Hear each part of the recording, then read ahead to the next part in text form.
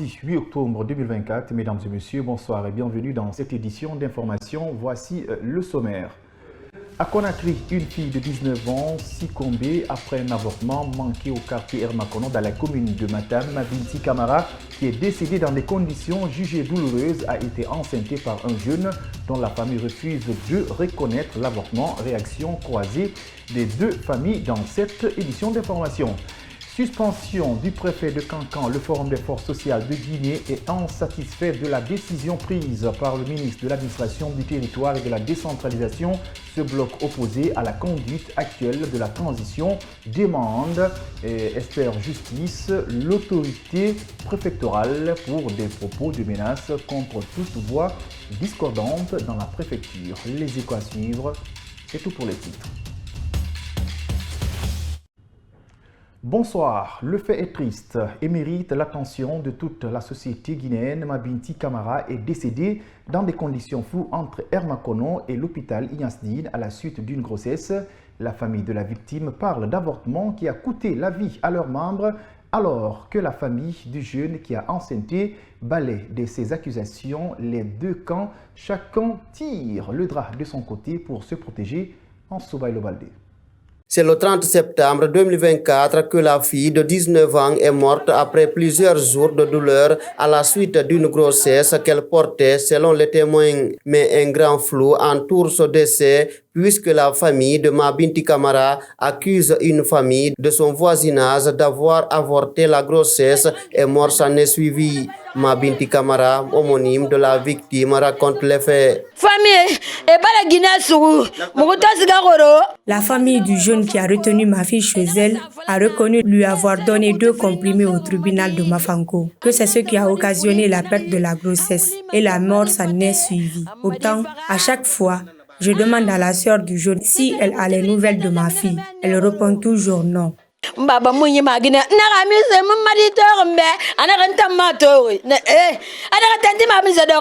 Après ce témoignage, nous nous sommes rendus dans la famille mise en cause dans cette affaire. Amara Keita est le jeune qui a engrossé la fille. C'est dans la famille de ce dernier que Mabinti Camara a passé les 4 derniers mois avant son décès. Sur place, les accusés ont sorti des ordonnances, des médicaments et des carnets de vaccination au nom de la victime, ce qui les amène à réfuter toutes les accusations à leur encontre. Ils disent aux gens que c'est nous qui avons tué la fille. Ils nous accusent de plusieurs choses. On ne peut même pas compter. Pourtant, c'est faux. Les médecins qui l'ont traité sont là-bas. Ils connaissent. J'ai le contact de tous ces médecins. Mabinti Camara a été chassée de la maison familiale par son homonyme après avoir contracté la grossesse. C'est ainsi qu'elle est allée à Kindia, c'est sa grande sœur, avant son retour à Conakry. Cette fois-ci, c'est le jeune qui l'a enceinté. L'affaire se trouve actuellement au niveau de la justice et le jeune engrosseur est déjà mis aux arrêts selon les informations reçues en famille.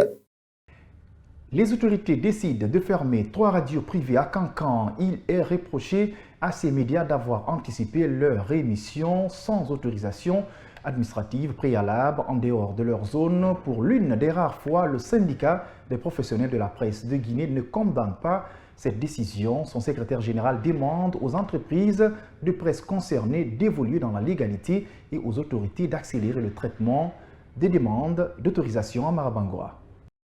Il s'agit des radios Bouré FM, Badrou Islam FM et Baraka FM, 3 stations qui émettent à Kankan en dehors de leur zone alors qu'elles n'ont pas reçu d'autorisation de la part des autorités compétentes locales. D'où le motif de leur fermeture.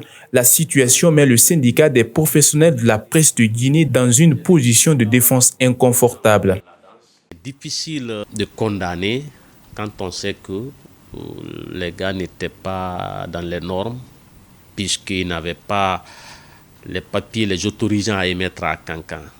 Nous sommes un syndicat qui défend, mais nous encourageons aussi tout le monde à être dans la légalité. Bien que les médias concernés aient reconnu avoir tort pour faute de patience observée dans le traitement de leur dossier au niveau des autorités, le syndicaliste accuse la lenteur administrative. Il faut le reconnaître que ces derniers temps, Beaucoup de dossiers traînent au ministère de la Communication là-bas. Il y a beaucoup de demandes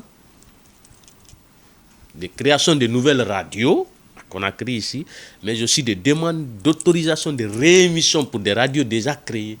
Mais ça traîne.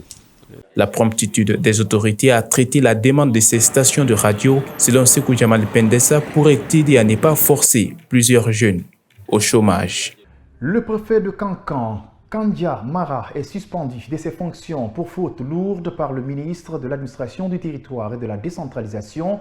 C'est à travers un arrêté rendu public hier lundi. Cette décision est prise contre l'autorité préfectorale à la suite des propos qu'elle a tenus menaçant toute personne qui brûlerait une photo du président de la transition. Réagissant à cette actualité, le porte-parole du Forum des forces sociales de Guinée est insatisfait de cette décision. Fatoumata Kane en Soubaïlo Baldé. Le préfet de Kankan a été suspendu pour faute lourde par le ministère de l'Administration du Territoire et de la Décentralisation ce lundi. Il y a quelques jours, Kandia Mara menaçait ceux qui s'attaqueraient aux effigies du président de la transition de finir comme Dr Mamadou Djoubaté, mort en prison. Mais pour Ibrahima Balaya Diallo, acteur de la société civile, cette suspension ne suffit pas.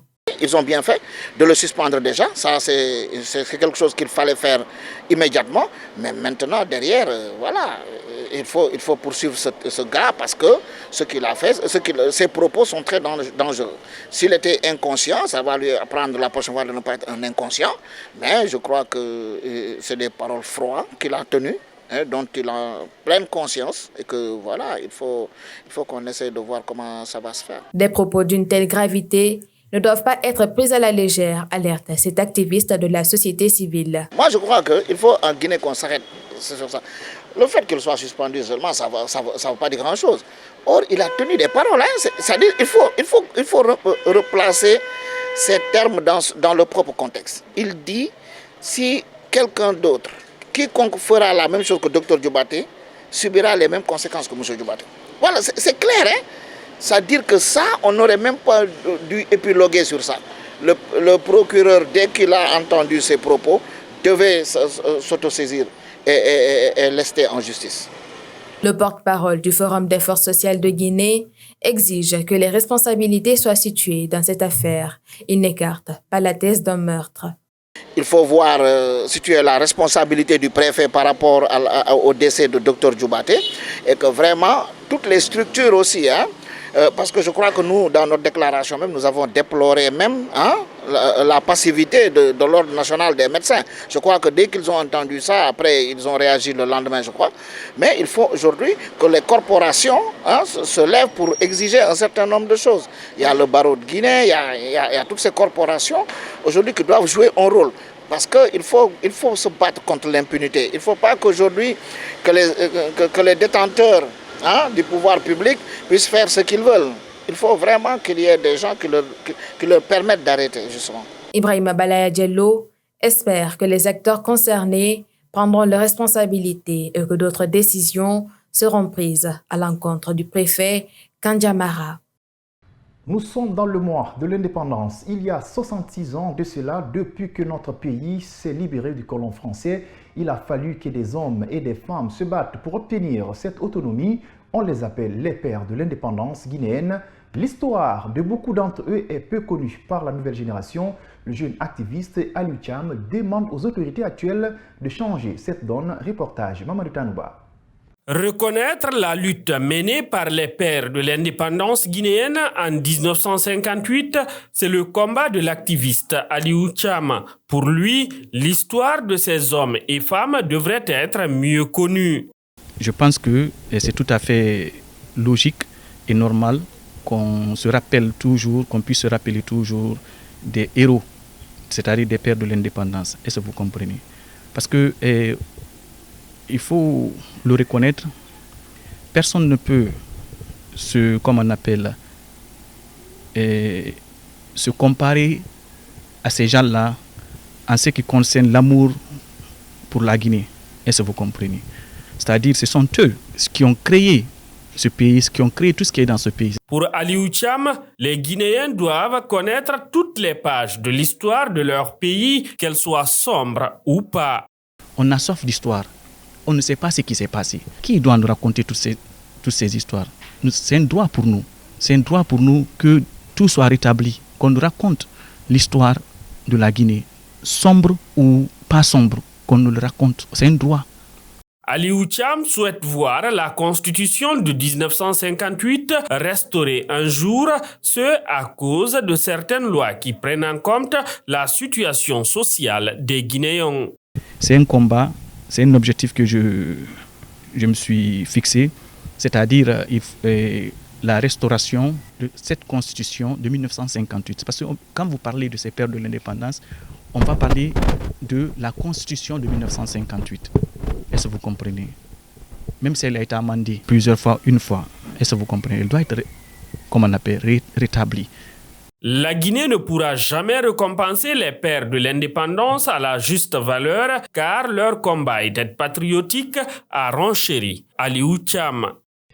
Pour ce mois d'octobre que nous avons consacré aux figures marquantes de l'histoire de la Guinée, nous nous intéressons ce soir à Boubacar Diallo Telli, connu sous Diallo Telli, premier secrétaire général de l'Organisation de l'Unité africaine, OUA. Le diplomate est décédé le 1er mars 1977 alors qu'il était accusé de participer à un complot contre Sékou Touré. Devoir de mémoire avec Abdallah Kamara.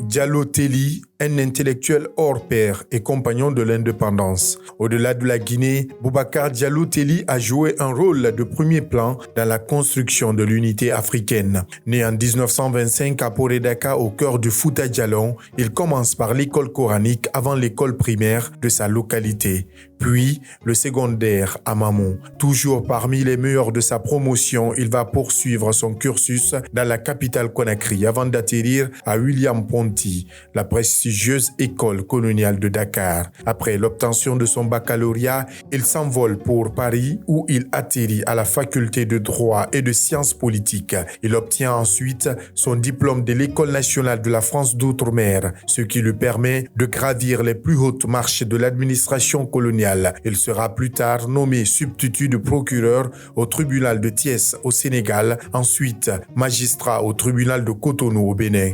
Il reste finalement à Dakar où en 1957, il est élu secrétaire général du Grand Conseil de l'AOF, représentation parlementaire des populations issues des colonies africaines de la France. C'est à l'époque la plus haute fonction assumée par un Africain dans l'administration coloniale. Au lendemain du nom historique du 28 septembre 1958, Diallo Telli quitte immédiatement l'administration coloniale pour se mettre au service de sa nation. Le président Sékou Touré lui confie une mission, celle d'obtenir l'adhésion à l'ONU, Organisation des Nations Unies. La tâche paraît presque impossible avec la France au dos. Telli va à la rencontre des partenaires et les jours suivants, le Conseil de sécurité adopte le projet de résolution pour l'admission de la Guinée à l'ONU. Un vote à main levée auquel seule la France s'abstient. Avec cette victoire, Sékou Touré le garde aux États-Unis comme ambassadeur et représentant permanent de la Guinée aux Nations Unies. Jusqu'en 1964, Telli ne ménage pas ses efforts pour construire l'unité nationale. Le 21 juillet 1964, il devient le premier secrétaire général de l'OUA.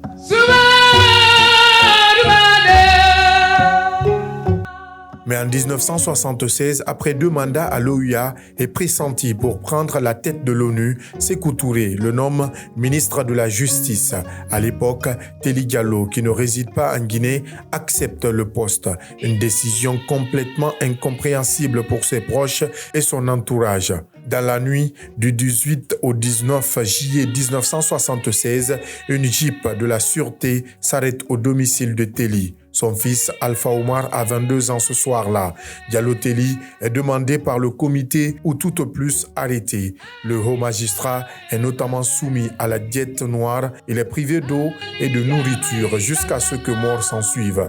Le 1er mars 1977, Diallo Telli meurt dans sa cellule 52. Un douloureux événement pour sa famille et ses proches. Il est enterré dans une fosse commune selon des témoins avec d'autres détenus en banlieue de Conakry. sans cérémonie officielle ou religieuse. Sa famille obtient la confirmation de son décès seulement en 1984 à la mort de Sékou Touré.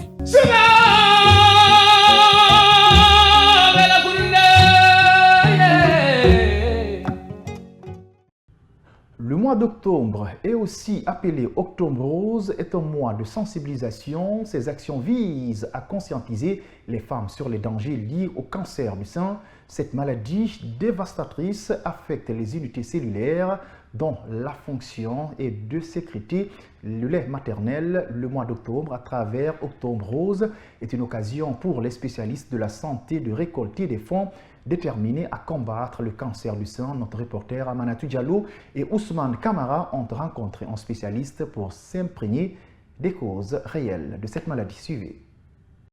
L'importance du dépistage précoce, le soutien aux patients et la recherche est le thème choisi pour lancer la campagne Octobre Rose 2024. Objectif, lutter efficacement contre le cancer du sein. En Guinée, les récentes statistiques soulèvent des préoccupations. Plus de 655 cas sont signalés à la fin de chaque mois. Cette maladie qui constitue aujourd'hui une problématique de la santé publique, c'est la femme. Donc c'est pour dire que la femme peut obtenir ce cancer du sein à travers les vices. C'est là qui se donne à l'alcool, ce sont des facteurs initiateurs, le tabac et surtout le surpoids.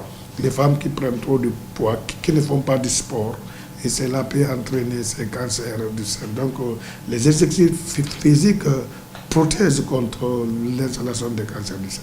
Le cancer du sein tue au moins 2 femmes par jour à travers la Guinée selon les autorités de la santé. C'est pourquoi Dr Ibrahim Sori Diallo demande au gouvernement guinéen d'intensifier les sensibilisations afin que chaque femme comprenne les dangers du cancer du sein.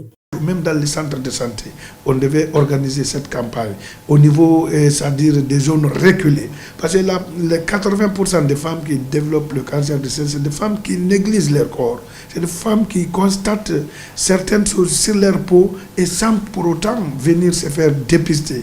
Laisser la chose évoluer. Et généralement, ça évolue de façon silencieuse et que la femme ne sent rien, mais il y a une boule qui est là. Et que la femme, à chaque fois, quand elle veut se mettre l'huile sur son corps, elle sent. Les femmes dont l'âge varie entre 40 et 45 ans sont des cibles privilégiées du cancer du sein. Selon l'Organisation mondiale de la santé, cette maladie est l'une des causes du décès de nombreuses femmes à travers le monde. C'est la fin de cette édition d'information à tous. Merci de l'avoir suivi et bon suite de programme sur KVTV et au revoir.